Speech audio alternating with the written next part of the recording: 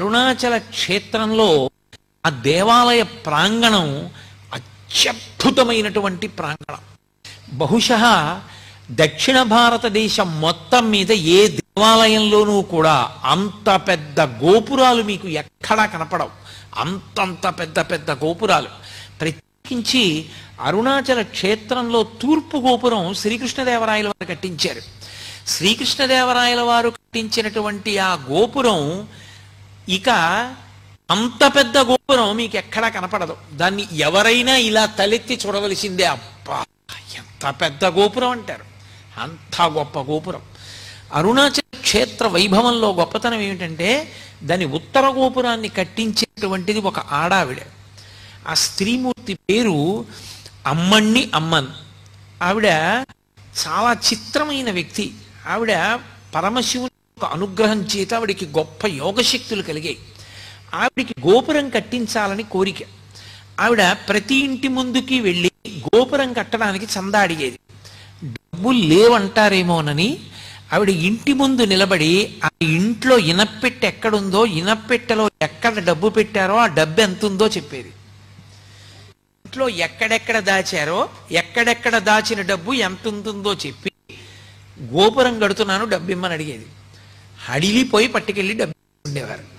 ఆవిడ తన యోగశక్తి చేత ఇళ్ల ముందు నిలబడి ఇంటి లోపల ఉన్న పెట్లలో డబ్బు ఎంతుందో చెప్పి వసూలు చేసిన డబ్బుతో ఉత్తర గోపురాన్ని కట్టింది. అలాగే అక్కడ ఒక గోపురాన్ని భళ్ళాల మహారాజు కట్టాడు. భళ్ళాల మహారాజు అపారమైనటువంటి శివభక్తుడు. ఆయనకి 2 భార్యలు.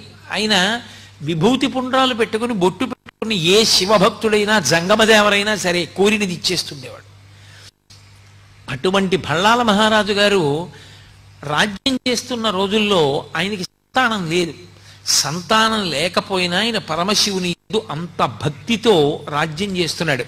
పరమశివుడు ఆయన పరీక్షించాలి, అనుగ్రహించాలి అనుకున్నాడు. ఒక పెద్ద జంగమదేవర వేషం కట్టి తనతో పాటు కొంతమంది జంగమయ్యల్ని తీసుకుని ఒక చీకటి పడే వేళటికి భళ్ళాల మహారాజు ఇంటికి వచ్చాడు. ఆయన వెంటనే వాళ్ళందరినీ స్వాగతం పలికాడు, అర్ఘ్యపాద్యాదులు ఇచ్చాడు, వాళ్ళని సేవించాడు, కూర్చోబెట్టాడు. కూర్చోబెట్టి వాళ్ళందరినీ కూడా చక్కగా మర్యాద చేసి విశ్రాంతి తీసుకోమన్నాడు. ఈ పెద్ద జంగమదేవరు అన్నాడు, నాతో వచ్చిన జంగమయ్యలకి నాకు దేవదాసీల్ని అన్నాడు. దేవదాసీల్ని తీసుకొచ్చి జంగమయ్యలందరికీ ఇచ్చారు. ఒక్క పెద్ద జంగమదేవరికి మాత్రం దేవదాసి లేదు.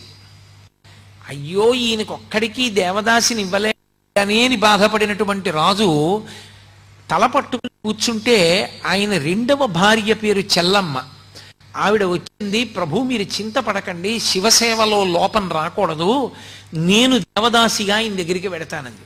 వెళ్ళమన్నాడు మహారాజు. ఆవిడ ఆ పెద్ద జంగమయ్య పడుకున్నటువంటి గదిలోకి వెళ్ళి ఆయన నిద్రపోతున్నట్టు నటిస్తున్నాడు. ఆయన నిద్ర లేపడానికి ముట్టుకుందిలాగా. ముట్టుకోగా పసిపిల్లవాడైపోయి ఏడిచాడు. అరే పిల్లవాడైపోయాడు చేతుల్లో పట్టుకుని రాజు దగ్గరికి తీసుకొచ్చింది. మహారాజా పెద్ద జంగమదేవర పిల్లవాడైపోయాడు, ఇదిగో తీసుకొచ్చాను, పరమేశ్వరుడే అనుగ్రహించాడు మనకి కొడుకు అని ఇచ్చింది. రాజు ఆ పిల్లాడిని ముట్టుకోగానే పిల్లవాడు అంతర్ధానం అయిపోయాడు.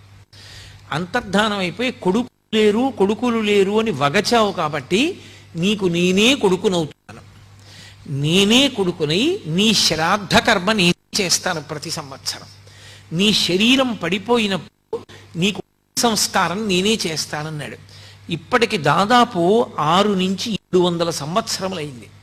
ఇప్పటికీ భళ్ళాల మహారాజు గారు చనిపోయిన రోజున అరుణాచల క్షేత్రంలో శివలింగం దగ్గరికి వచ్చి పత్రిక చదువుతారు. భళ్ళాల మహారాజు గారు ఫలానా రోజున ఫలానా తిథిలో ఫలానా నక్షత్రంలో శరీరం విడిచిపెట్టాడు అని. వెంటనే దేవాలయం మూసేస్తారు. పరమశివుడు ఉత్సవమూర్తి పల్లకీలో పల్లికొండ పట్టు అని అక్కడికి దగ్గర, అక్కడే రాజధానిగా పరిపాలన చేసేవాడు. ఆ పల్లికొండ పట్టు వెళ్తుంది పల్లకి. వెళ్ళి ఏడులో స్నానం చేస్తాడు పరమశివుడు. అంటే ఉత్సవమూర్తి స్నానం చేస్తుంది. స్నానం చేసి పీటల మీద పరమశివుడు అపితకుచాంబ ఉండి భళ్ళాల మహారాజు గారికి తద్దినం పెట్టి మళ్ళీ ఏట్లో స్నానం చేసి అరుణాచల దేవాలయంలోకి వెళ్ళి అప్పుడు ఆయనకి అభిషేకం అయిన తర్వాత మళ్ళీ తలుపులు తీసి దర్శిస్తారు. 6 నుంచి 7 శతాబ్దములుగా పరమశివుడే తన భక్తుడికి తద్దినం పెడుతున్న ఏకైక క్షేత్రం అరుణాచల క్షేత్రం. ఆ క్షేత్రంలో ఆ భళ్ళాల మహారాజు గారు కట్టించినటువంటి గోపురము ఒక గోపురం. ఆ గోపురానికి కిలి గోపురం అని పిలుస్తారు.